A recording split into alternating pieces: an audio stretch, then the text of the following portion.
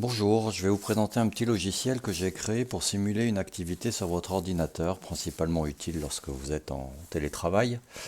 Bon, il y a de fortes chances que vous soyez connecté au réseau de votre entreprise par soit un logiciel, un progiciel métier, ou bien éventuellement tout simplement par un logiciel du type Skype, Messenger ou autre, où il y a en général des petits voyants d'activité, vert lorsque vous êtes en train de bosser sur l'ordinateur et concrètement que des touches clavier sont en train d'être tapées ou que la souris bouge, orange lorsque vous êtes inactif depuis un laps de temps et rouge lorsque l'ordinateur est éteint et que vous n'êtes plus connecté au logiciel en question.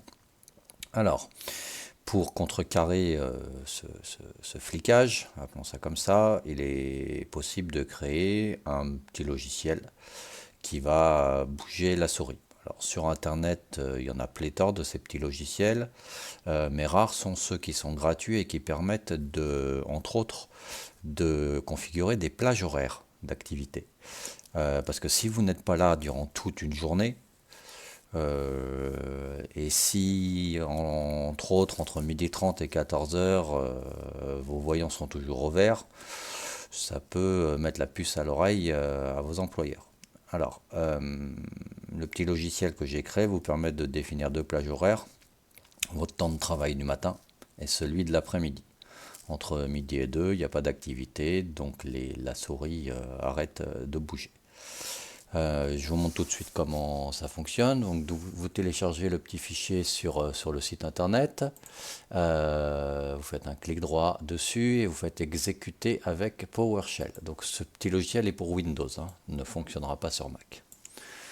On vous pose d'abord une première question, c'est l'heure de début de votre travail le matin. Donc en l'occurrence, à titre d'exemple, à 9h, vous tapez 9H00, tapez sur Entrée. Quelle est l'heure de fin pour la plage horaire du matin? Disons que vous partez déjeuner à 12h30. À quelle heure vous reprenez? 14h. Et puis on va dire que vous arrêtez de travailler à 17h30. Alors moi actuellement là, sur mon ordinateur, il est 17h01. Donc ça ne pose pas de problème. Si je tape 17h30, la souris va automatiquement bouger. Et voilà. Vous voyez, elle décrit un cercle. À 17h30, elle va se fixer, la souris, elle ne bougera plus. Si vous ne fermez pas la fenêtre, demain matin, à 9h, elle recommencera à tourner jusqu'à 12h30, elle s'arrêtera de 12h30 à 14h, elle recommencera de 14h jusqu'à 17h30 et ainsi de suite.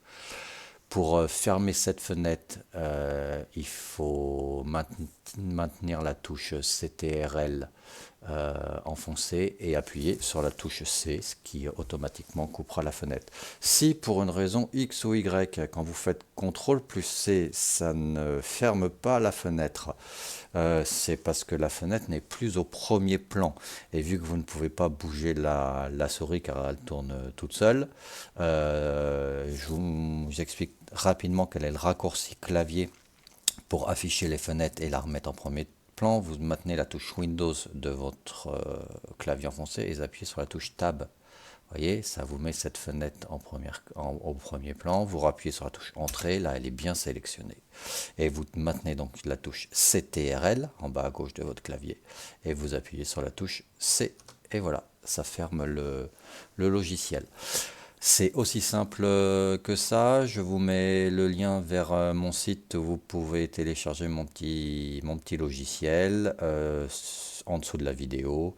Vous verrez également pour ceux que ça intéresse, je publie le code source et l'explique pour ceux d'entre vous qui sont attentinés programmeurs et qui aiment savoir comment ça fonctionne.